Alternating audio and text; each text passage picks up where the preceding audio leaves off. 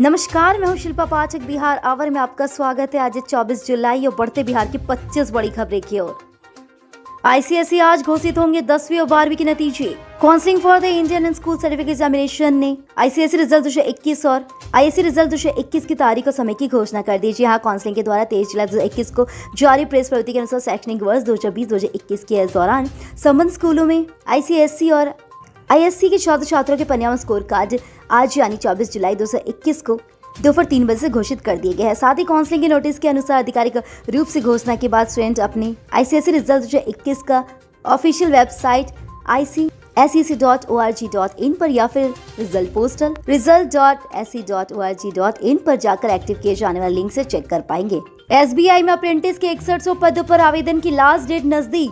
SBI में apprentice के पदों पर भर्ती प्रक्रिया जल्द ही खत्म होने वाली, जहां स्टेट बैंक ऑफ इंडिया आज से 2 दिन बाद यानी 26 जुलाई 2021 को आवेदन की प्रक्रिया खत्म कर देंगे। ऐसे में जो भी उम्मीदवार अभी तक इस पोस्ट में अप्लाई नहीं कर पाए वे एसबीआई के आधिकारिक वेबसाइट sbi.com.in पर जाकर ऑनलाइन अप्लाई कर सकते हैं। उम्मीदवार ध्यान रहे कि आखिरी तारीख बीतने के बाद कोई आवेदन पत्र स्वीकार नहीं किए जाएंगे। इस भर्ती प्रक्रिया के माध्यम से 6100 पद पर नियुक्ति की जाएगी। चयन ऑनलाइन लिखित परीक्षा और स्थानीय भाषा की परीक्षा पर आधारित होगी। सामान्य अंग्रेजी की परीक्षा को छोड़कर प्रश्न द्विभाषी यानी अंग्रेजी और हिंदी होंगे। ASRB 65 प्रशासनिक अधिकारी और वित्त लेखा अधिकारी पदों के लिए आवेदन। कृषि वैज्ञानिक चयन मंडल के द्वारा जाने वाली भर्तियों की तैयारी में जुटे उम्मीदवारों के लिए काम की खबर। यहाँ बोर्ड ने ICAR शोध संस्थान प्रशासनिक अधिकारी और वित्त लेखा अधिकारी पदों के लिए 65 रिक्तियों पर भर्ती के लिए विज्ञापन जारी कर दिया। बोर्ड के 19 जुलाई 2021 को जारी विज्ञापन पर अनुसार इन पदों के लिए ऑनलाइन आवेदन की प्रक्रिया 23 जुलाई 2021 से शुरू हो चुकी है। आवेदन के इच्छुक उम्मीदवार 23 अगस्त 2021 की शाम 5 बजे तक आवेदन कर पाएंगे। साथ ही उम्मीदवारों को निर्धारित आखिरी तारीख तक आवेदन शुल्क का भुगतान करना होगा। देश में फिर से एक दिन में मिले कोरोना संक्रमण के 35,342 नए केस। कोरोना केसों में लगातार उतार चढ़ाव का दौर जारी है। जहां शुक्रवार को आए दिन बीते दिन के आंकड़े के मुताबिक 35,342 केस नए दर्ज किए गए। इसके साथ ही गुरुवार को आंकड़ा 40,000 के पार हो गया था। इस लिहाजा से देखते हुए यह बड़ी बात कहते जा रही है। हालांकि लगातार कोरोना के नए केसों का आंकड़ा 35 से 40,000 के बीच ही बना हुआ है। एक्सपर्ट का मानना है कि कोरोना के नए केसों की रफ्तार धीरे धीरे कम होनी चाहिए, लेकिन अब यह 35,000 के आसपास स्थिर है और कई बार अचानक 40,000 के पास पहुंच जा रही है। यह चिंता का विषय क्योंकि नए केसों में कमी न आते हुए विस्फोट की वजह बन सकता है। तीसरी लहर के लिहाज से खतरनाक साबित हो सकता है। हालांकि इस बीच खबर की ये बात यह है, अब तक देश में 42 करोड़ से ज्यादा टीके लग चुके हैं। आपको बता दें केंद्र सरकार ने इस साल के अंत तक केंद्र की समुची व्यापक आबादी के साथ ही टीकाकरण का लक्ष्य तय किया गया है। बिहार में कोरोना का संक्रमण घट बढ़ रहा है। कई देशों में कोरोना का संक्रमण तेजी से बढ़ रहा है। भारत में नई प्रदेश रफ्त पर है। एक्सपर्ट वायरस के ट्रेड को लेकर तीसरी लहर की बात करने लगे हैं। हालांकि बिहार में अभी तक हालत पूरी तरह से काबू है, लेकिन वायरस पे ट्रेड को लेकर यह मंथन भी चल रही है कि वायरस को एमिटेट नहीं कर रहा है। वायरस के एमिटेट करते हुए वायरस की आर वैल्यू बढ़ गई है, जिसके साथ ही संक्रमण की दर बढ़ती ही जा रही है। बिहार में कोरोना का संक्रमण घट बढ़ क्यों रहा है? यह सवाल है कि 23 जुलाई को 66 नए मामले सामने, 19 जुलाई को 54 नया मामले सामने है, लेकिन इसे बीच में उतार चढ़ाव देखने को मिल रहा है। आंकड़े चौंकाने वाले, क्योंकि पहली लहर के साथ ही ऐसा नहीं हुआ है। स्वास्थ्य विभाग का कहना है कोरोना को लेकर पूरी तरह सतर्कता बढ़ती जा रही है, जिससे कोरोना के साथ ही वायरस के जीन मैपिंग के साथ हर तरह संक्रमितों पर स्टडी की जा रही है। शराबबंदी के बावजूद सक्रिय है तस्कर। बगहा में ट्रेन में मिली शराब। स्थानीय रेलवे स्टेशन पर आरपीएफ के जवानों के द्वारा डाउन सत्याग्रह ट्रेन के दौरान 5 बोतल मैकडॉल और 48 अदद 18 PM शराब की पेटी जब्त की गई है। आरपीएफ के उप निरीक्षण के साथ ही गोविंद प्रसाद सिंह ने बताया कि ट्रेन स्टेशन पर रुकी थी। जवानों के द्वारा एक एक कर डिब्बों की जांच की गई। इसी क्रम में जनरल बोगी से लवारिस हालात में शराब मिली है।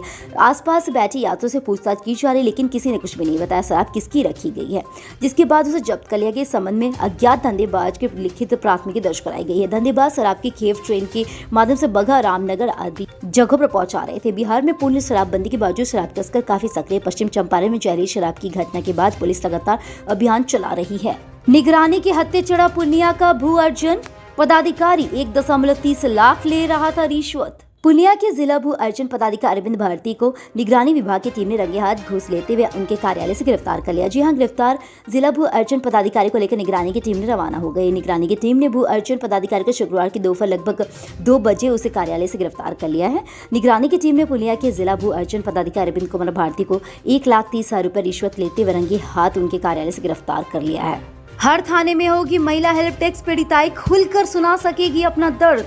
बिहार में अपने थानों में महिलाएं अपना दर्द आसानी से सुना पाएगी। जी हां, यह फरियाद सुनने वाली की महिला ही होगी। बिहार के सभी 1000 थानों में महिला दस्ता बनाया जा रहा है। इसके साथ ही महिला हेल्प डेस्क का नाम दिया जा रहा है। गृह विभाग के अनुसार आदेश में अब थानों में इस नई व्यवस्था को लेकर मंथन किया जा रहा है। इस कॉन्सेप्ट का उद्देश्य कि किसी पीड़िता थाना पर जाती है तो उसे अभी भी पुलिस कर्मियों से बात करनी होती है। इस कारण से बहुत ऐसी बातें होती जो महिलाएं पुरुष पदाधिकारी को नहीं बता पाती। इस कारण से महिलाओं की फरियाद अधूरी रह जाती है। जब वुमेन टॉकिंग की व्यवस्था होगी तो एक महिला दूसरी महिला से अपनी पूरी बात कह सकेगी। इससे उन्हें किसी भी तरह की समस्या नहीं आ पाएगी। पूर्व सांसद आनंद मोहन ने सरसद जेल में कर दी बेमियादी भूख हड़ताल।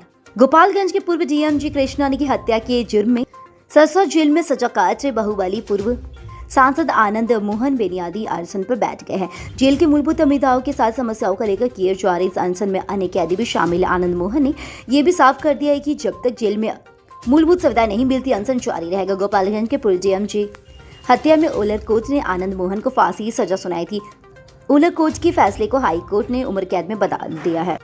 हालांकि पूर्व सांसद आनंद मोहन ने हाई कोर्ट के फैसले के सुप्रीम कोर्ट में चुनौती दे दी है, लेकिन बाहुबली नेता और पूर्व सांसद आनंद मोहन को सुप्रीम कोर्ट से भी राहत नहीं मिली। सुप्रीम कोर्ट ने सुनवाई के बाद हाई कोर्ट के फैसले को बरकरार रखा था। उपेंद्र कुशवाहा बिहार में जातीय जनगणना के पक्ष में है जदयू। बिहार के सासाराम पहुंचे जनता दल यूनाइटेड के संसदीय बोर्ड के अध्यक्ष उपेंद्र कुशवाहा ने कहा कि उनकी पार्टी जातीय जनगणना के पक्ष में है। अगर देश और प्रदेश में जनजातीय गणना होती है तो जनता दल यूनाइटेड इसका समर्थन करेगी। उन्होंने कहा कि जाति आधारित जनगणना कोई राजनीतिक मुद्दा नहीं है बल्कि सामाजिक मुद्दा है। बिहार में सामाजिक न्याय की सबसे अव्वल पार्टी जनता दल यूनाइटेड है। ऐसे में जनता दल यूनाइटेड चाहती है कि जातीय जनगणना हो। उपेंद्र कुशवाहा ने कहा कि जनजाति के साथ ही जनगणना से जहां पता चले कि कौन सी जाति कितनी संख्या में, साथ ही सरकार को भी पिछले दलितों की योजनाओं के क्रियान्वयन में से आंकड़े प्राप्त होगी। इसका लाभ लोगों को मिलेगा। सरकार की व्यवस्थित तरीके से अपनी योजनाओं को लाभुकों तक पहुंचाया जा सकेगी। सरकार ने तय किया बालू बिक्री के रेट, परेशानी हो तो करे कॉल। अब बिहार सरकार के खाना भूतत्व विभाग ने फिर से बालू की किल्लत और कालाबाजारी की चर्चाओं के बीच में 4 जिलों में बालू की कीमत निर्धारित की जाती है। इसके साथ ही संपर्क पदाधिकारियों के नाम पर मोबाइल नंबर भी जारी किए गए। जो व्यक्ति बालू खरीदना चाहते हैं वे पदाधिकारी संपर्क कर सकते हैं। खाना और भूतत्व विभाग ने इस संबंध में आदेश जारी कर दिया है। खाना और भूतत्व विभाग के द्वारा जारी आदेश के मुताबिक पटना जिले में बालू की कीमत प्रति 100 CFT 427 निर्धारित की गई है, जबकि भोजपुर में 4000 रुपए प्रति 100 CFT बालू मिल जाएगी। औरंगाबाद और रोहतास में बालू की 100 CFT के लिए 3950 रुपए देने होंगे। खाना भूतत्व विभाग ने लोगों की सुविधा के लिए 4 अधिकारियों के नाम पर नंबर भी जारी किए हैं। सरकार के जारी आदेश के बाद ट्रांसफर के साथ ही कार्य संपादक और इन नंबरों पर संपर्क कर सरकार के द्वारा निर्धारित कीमत पर बालू प्राप्त कर सकते हैं। विभाग के जारी आदेश के अनुसार औरंगाबाद के पंकज कुमार को प्रभारी बनाया गया। पंकज कुमार का नंबर 7294805905 है। भोजपुर के प्रभारी आनंद बिहार का प्रकाश नंबर 7549125337 है। पटना के लिए मुनीस कुमार मोबाइल नंबर 9771959633 और रोहतास के लिए गणेश दत्त 8544412232 को प्रभारी बनाया गया है। मुजफ्फरपुर स्मार्ट सिटी प्रोजेक्ट की रफ्तार तेज होने की उम्मीद बढ़ गई। लंबे इंतजार के बाद शहर के लिए गुजरात की कंपनी ग्रीन डिजाइन को पीएमसी के द्वारा रूप में चयन हुआ है। जी हां, मुजफ्फरपुर स्मार्ट सिटी कंपनी की ओर से कंटेंट्स पर अंतिम मुहर के लिए एग्रीमेंट की भी प्रक्रिया के तहत लेटर जारी कर दिया गया। बताया जा रहा है कि 2 हफ्ते के भीतर साथ ही जारी कागजी प्रक्रिया पूरी की जाएगी। चयन के साथ स्मार्ट सिटी प्रोजेक्ट की रफ्तार तेजी से उम्मीद बढ़ गई है। पिछले 1 माह के बगैर कंसल्ट के साथ स्मार्ट सिटी का कारण लगभग ठप पड़ा हुआ था। हर शहर की कई 4 महत्वपूर्ण योजनाओं की फाइल अटक गई थी। पिछले महीने जून माह के पुराने कंसल्ट श्रेय का समय अवधि पूरा होने के बाद हटाने की कार्रवाई थी। यह कंसल्ट 3 वर्षों से स्मार्ट सिटी प्रोजेक्ट के नाम पर काम कर रही है। एबीडी की तो सिकरीकुंड में मन सहित आसपास के एरिया को विकसित करने की योजना स्मार्ट सिटी मिशन के तहत हाल में ही 1 दर्जन से अधिक इलाकों में एबीडी एरिया में शामिल करने की मंजूरी मिल गई है। पंचायत चुनाव में राजनीतिक दलों के झंडे बैनर के इस्तेमाल पर रोक, आयोग का निर्देश। बिहार में पंचायत चुनाव के दौरान किसी राजनीतिक पार्टी के झंडे बैनर का इस्तेमाल करने पर उम्मीदवार के द्वारा रद्द कर दी जाएगी। राज्य निर्वाचन आयोग के सूत्रों के अनुसार दिलय आधार पर पंचायत चुनाव बिहार में नहीं होने के कारण सभी प्रत्याशियों को आयोग के दिशा निर्देशों पर पालन करना होगा और किसी भी राजनीतिक पार्टी के झंडे व बैनर पर चुनाव के दौरान उपयोग नहीं करना होगा। आयोग ने इस संबंध में सभी जिलों के जिला निर्वाचन पदाधिकारी सह जिलाधिकारी को निर्देश जारी कर दिया है। उपभोक्ताओं को हो सकती परेशानी, बिजली विभाग करने जा रहा है ये बदलाव। स्मार्ट मीटर घर के अंदर अब उपभोक्ता नहीं कर पाएंगे। जी हां, मीटर जो भी लगेंगे घर के बाहर ही लगेंगे। पेशू ने लेकर सभी मीटर एजेंसी को सख्त निर्देश जारी कर दिया। पेशू का मानना है कि मीटर बाहर लगने से नेटवर्क की समस्या नहीं होगी। घर के अंदर मीटर लगने से कहीं ना कहीं कमजोर नेटवर्क रहता है। इसकी मीटर रिचार्ज के बाद बिजली दर से आने की शिकायत रहती। घर के बाहर मीटर लगने से उपभोक्ताओं की ये शिकायत दूर हो जाएगी। इसके अलावा बिजली चोरी पर ब्रेक लगेगा। उपभोक्ता मीटर बाईपास पर बिजली चोरी नहीं कर सकेंगे। अब तक उपभोक्ता अपनी सुविधा अनुसार घर के अंदर ही मीटर लगवा रहे थे, लेकिन घर के बेसमेंट में तो कई शौचालय लगवाए जा रहे, इसमें नेटवर्क की समस्या बन रही थी। इस नई व्यवस्था से नेटवर्क की समस्या दूर हो जाएगी। स्मार्ट मीटर के साथ BSNL सिम पर चल रहा है। अब जियो सिम भी लाया जा रहा है, जो दोनों नेटवर्क वाले मीटर चलाए जाएंगे, जिसका जहां नेटवर्क बेहतर होगा वहां सिम इस्तेमाल होगा। जियो सिम जी नेटवर्क पर होगा, जिसका फर्स्ट नेटवर्क होगा। नेटवर्क की समस्या इससे दूर हो जाएगी। सुपौल में कोसी तटबंध का सुरक्षा बांध टूटा, 25,000 की आबादी प्रभावित। कोसी नदी के अंत बना सिंगराडे मजारी निम्न बुध गुरुवार की रात को करीब 1:30 बजे चुटियाही के पास टूट गया। तटबंध टूटने से निर्माणी प्रखंड के दर्जनों गांव बाढ़ के पानी से गिर गया है। सैकड़ों एकड़ खेत में लगी धान की फसल डूब गई। तटबंध टूटने से करीब 25,000 की आबादी प्रभावित हो गई। साथ ही कुनौनी कमलपुर पंचायत का सीधा संपर्क मुख्य प्रखंड से कट गया है। छत्तीसगढ़ तटबंध को तुरंत रखने का काम युद्ध स्तर पर चल रहा है। ये जल संसाधन विभाग के अधिकारी पर कैंप लग रहे हैं। पटना मेट्रो अंडरग्राउंड स्टेशन का काम अगस्त में हो सकता है शुरू। महत्वाकांक्षी पटना मेट्रो रेल प्रोजेक्ट का काम तेजी से कर रहे हैं। जी हां, आगे महीने तक अगले और इसे रफ्तार पकड़ने की संभावना जताई जा रही, क्योंकि लार्सन एंड टुब्रो लिमिटेड को 2 सुरंग और 6 अंडरग्राउंड स्टेशन के निर्माण की जिम्मेदारी सौंपी गई है। कंपनी राजेंद्र नगर के अंडरग्राउंड रैप की राजेंद्र नगर से आकाशवाणी तक 6 अंडरग्राउंड स्टेशन का निर्माण होगा। यह कॉरिडोर का हिस्सा। यह कॉरिडोर पटना जंक्शन से नई ISBT तक 14.5 किलोमीटर लंबा होगा। 7.9 किलोमीटर लंबे अंडरग्राउंड हिस्से में राजेंद्र नगर, मोई उल हक स्टेडियम, पटना विश्वविद्यालय, PMC गांधी मैदान और आकाशवाणी में एंट्री एग्जिट और कनेक्टिविटी सबसे के साथ स्टेशन पर होंगी। इसमें वास्तुशिल्प, वाटर सप्लाई, स्वच्छता और जल निकासी के कार्य शामिल होंगे। NPGC की 660 मेगावाट की दूसरी इकाई से बिजली उत्पादन शुरू। NTPC के पूर्व स्वामित्व वाली Nabinagar power generating company thermal power station की 660 मेगावाट की दूसरी इकाई से बिजली उत्पादन गुरुवार की आधी रात के बाद शुरू हो गया है। इससे बिहार के करीब 958 के 7 मेगावाट बिजली मिलेगी। NTPC ने बताया कि राज्य में बिजली की कमी होने लगी है। इसके अनुसार सुपर ग्रिड तकनीक पर लगभग 660 मेगावाट की 3 इकाइयों के साथ ही 1980 मेगावाट की यह कोयला आधारित परियोजना बिहार के औरंगाबाद जिले से बारू प्रखंड में है। केंद्र सरकार के विद्युत मंत्रालय ने इस योजना को 84.8% बिजली बिहार को आवंटित किया है। शेष बिजली उत्तर प्रदेश, झारखंड और सिक्किम को आवंटित की गई है। बिहार प्रशासनिक सेवा 6 अफसरों का तबादला। बिहार सरकार ने शुक्रवार को प्रशासनिक सेवा के 6 अधिकारियों का तबादला कर दिया। इसके 4 के साथ ही राज्य निर्वाचन आयोग में तैनाती कर दी। इसे अपर सचिव के साथ स्तर, अपसमर्हता पर स्तर और उच्च सचिव स्तर पर ट्रांसफर कर दिया गया। मुकेश कुमार सिन्हा को राज्य निर्वाचन आयोग का सचिव बनाया गया है। इसके साथ ही पहले वह उप विकास आयुक्त सह मुख्य कार्यपालक पदाधिकारी सुपौल के पद पर थे। संजय कुमार को निर्वाचन आयोग में विशेष कार्य पदाधिकारी बनाया गया। अभी तक वे अपर समहर्ता सह जिला लोक शिकायत निवारण पदाधिकारी बेगूसराय के पद पर थे। शैलेश कुमार दास को निर्वाचन आयोग में उप सचिव बनाया गया। इससे पहले शैलेश वीर्य उप समाहर्ता थे। वे ललन प्रसाद को राज्य निर्वाचन आयोग का उप सचिव बनाया गया। वे राज्य अनुसूचित जनजाति आयोग के सचिव थे। वे योगेंद्र राम को राज्य अनुसूचित जनजाति योग का सचिव बनाया गया। अभी तक वे राज्य निर्वाचन आयोग के सचिव थे। मुकेश कुमार को उप विकास आयुक्त सह मुख्य कार्यपालक पदाधिकारी जिला परिषद सुपौल का कार्यभार संभाला गया है। इससे पहले वे अपर समहर्ता सह अपर जिला दंडाधिकारी सीतामढ़ी का जिम्मा संभाल रहे थे। पेड़ काटने के खिलाफ 6 पर प्राथमिकी दर्ज।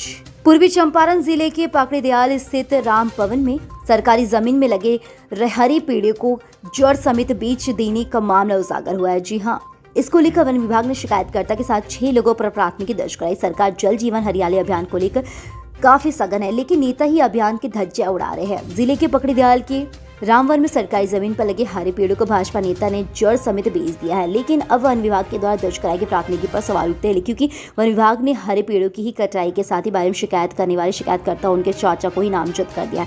इस बाबत जब DM शीर्षित कपिल अशोक से बातचीत की गई तो उन्होंने बताया कि रेंज ऑफिसर ने जांच के नाम पर प्राथमिकी दर्ज कराई। उन्होंने कहा कि अगर पेड़ काटने में उनकी कोई भी संलिप्तता नहीं होती तो अनुसंधान में उनका नाम हटाया जा सकता है। पटना नगर निगम के 30% कर्मचारियों ने नहीं लिया कोरोना टीका, वेतन रोकने की तैयारी। कोरोना संक्रमण के खतरे को कम करने के लिए राज्य सरकार व्यापक स्तर पर टीकाकरण अभियान चला रही है। जी हां, कोशिश की जा रही है कि तीसरी लहर के खतरे को कम किया जा सके, ताकि पटना नगर निगम की और सरकार के इस अभियान में अपनी अहम भूमिका निभा रही है। निगम की सभी कर्मचारी के लिए टीका लेना अनिवार्य है। 100% टीकाकरण का लक्ष्य रखा गया, लेकिन सिर्फ 70% कर्मचारी ने ही अपने टीकाकरण वैक्सीनेशन कराया। ऐसे में निगम अब सख्त कदम उठाने की तैयारी में जुटी है। दरअसल पटना नगर निगम में 70% से अधिक कर्मचारी को टीका लग चुका है। अभी तक 30% कर्मचारी ऐसे जो अंधविश्वास की वजह से टीका नहीं ले रहे। ऐसे कर्मचारी पर निगम प्रशासन नजरदेरी होने लगी है। पीएमसी के स्टैंडिंग सदस्य इंद्रदीप चंद्रवंशी ने कहा कि यदि दिनों के अंदर निगम के साथ ही कर्मचारी टीका नहीं लेंगे तो उनका वेतन निगम प्रशासन रोक देगा। लोसड़ा में पीएम आवास योजना 6 वर्षों में 1.5% लाभार्थियों को भी नहीं मिला आवास। समस्तीपुर रोहड़सा नगर परिषद सरकार की महत्वाकांक्षी योजनाओं की स्थिति बद से बदतर होती जा रही है। इसमें भी शहरी क्षेत्र के गरीबों के लिए चलाए जा रहे प्रधानमंत्री आवास योजना का हाल तो और बेहाल हो गया। स्थिति पर नजर डालें तो 6 वर्षों में महज 1.5% भी आवास का निर्माण नहीं हो पाया। सरकार के द्वारा रोहड़सा नगर पंचायत में 2214 गरीबों के लिए आवास की स्वीकृत वित्तीय वर्ष 2015-16 में देती हुई राशि की नियुक्ति भी कर दी गई थी, लेकिन नव प्रशासन की उदासीनता के कारण ये योजना की गति अछूई से धीमी नजर आई। लाभार्थियों की माने तो किस्त की राशि देने में नगर पंचायत की वजह से बेवजह विलंब करने के लिए कारण यह स्थिति बनी हुई है। मॉनसून बदला दिखेगा रंग, 3 दिनों के लिए अलर्ट जारी। बिहार में फिर से मॉनसून की गतिविधियों में बदलाव की स्थितियां बन गई है। अगले 3 दिन 24 जुलाई से 26 जुलाई तक राज्य के पश्चिम व पूर्वी चंपारण, उत्तर पश्चिम व दक्षिण पूर्व इलाकों के लिए मौसम विज्ञान केंद्र के लिए येलो अलर्ट जारी कर दिया। मौसम विज्ञानी संजय कुमार की माने तो अतिरिक्त इलाकों में भारी बारिश, मेघ गर्जन और आकाशीय बिजली चमकने की संभावना जताई जा रही है। बताया जा रहा है कि जुलाई के अंत तक राज्य में अच्छी बारिश के आसार है। मौसम विज्ञानों के अनुसार राज्य शनिवार को पटना व इससे आसपास क्षेत्रों में हल्की बारिश की उम्मीद 24 जुलाई से लेकर 26 जुलाई तक राज्य के कई हिस्सों पर भारी बारिश की उम्मीद जताई जा रही है। मानसून में ज्यादा होते हैं पेट से जुड़े इन्फेक्शन, जाने कैसा खाना खाए। मानसून खुशनुमा मौसम तो लाता ही है, लेकिन साथ ही आती कई बीमारियां हैं। जी हाँ, बारिश के मौसम में लोग सबसे ज्यादा बीमार पड़ते हैं। इस मौसम में पेट से जुड़ी बड़ी समस्या होने की संभावना बढ़ जाती है। इसलिए एक्सपर्ट का मानना है कि हम अपनी डाइट में कुछ बदलाव कर इस मौसम में बीमारियों से बच सकते हैं। पेट से संबंधित इन्फेक्शन से बचने के लिए खाना बनाते वक्त लहसुन, अदरक, काली मिर्च, दालचीनी, हींग, जीरा, हल्दी और धनिया जैसे मसालों का इस्तेमाल जरूर करना चाहिए। ये न सिर्फ पाचन को बढ़ाता है बल्कि प्रतिरक्षा में भी सुधार करते हैं। इसके अलावा इस मौसम में सीधे नल से पानी पीने की गलती ना करें। आरओ या फिर उबला हुआ पानी का इस्तेमाल ही करें ताकि पानी मौजूद रोगाणु आपके पेट में संक्रमण पैदा ना करे। इसके अलावा नमक की मात्रा खाने में कम ही खाएं क्योंकि ये ब्लड प्रेशर बढ़ाने का काम करता है। वातावरण में उमस और नमी बढ़ने के कारण हानिकारक बैक्टीरिया, जर्म्स आसानी से पनपते जो शरीर के इम्यून सिस्टम को कमजोर करते हैं। कीटाणु पाचन संबंधित कई समस्याओं जैसी गैस्ट्रिक, अपच, पेट फूलना आदि का कारण बन सकते हैं। इसकी वजह से डायरिया, पेट में फ्लू, टाइफाइड, पीलिया आदि की संभावना भी बढ़ जाती है। जी हाँ, इसलिए पाचन तंत्र को स्वस्थ रखने के लिए नियमित रूप से जीवन करें। योगा हर्ट एवं प्रोबायोटिक्स का सेवन कर सकते हैं। इस मौसम में सावधानी बरत कर अपना और अपनी इम्यूनिटी दोनों को मजबूत बनाए रखते हैं और बीमारी से बच सकते हैं। कल हमारे द्वारा पूछे गए सवाल के जवाब आप में से बहुत से जिसने हमें कमेंट करके दिया, उसके लिए आपका बहुत बहुत धन्यवाद। आप में से जिन यूजर्स के जवाब अच्छे लगे उनके नाम है टिंटिन ओझा और रुपेश। आप हमारे सवाल के जवाब देते हैं, हम कल आपका नाम लेने की पूरी कोशिश करेंगे। तो चलिए बढ़ते आज के सवाल की। आज का सवाल कुछ इस प्रकार है। गृह विभाग के आदेश के बाद अब हर थाने में महिला हेल्प डेस्क की व्यवस्था होगी। क्या यह बहुत महत्वपूर्ण कदम है या नहीं? अपने जवाब हमें कमेंट करके जरूर बताएं। इसके साथ ही आज के लिए बस इतना ही। कल की खबरों के लिए हमारे साथ जरूर रहे। अगर ये वीडियो आप हमारे YouTube पर देख रहे हैं तो चैनल को सब्सक्राइब करें और बेल आइकन दबाना ना भूलें। और अगर आप ये वीडियो हमारे Facebook पर देख रहे हैं तो पेज को लाइक करें और ज़्यादा से ज़्यादा शेयर करें। सुरक्षित रहें, स्वस्थ रहें। धन्यवाद।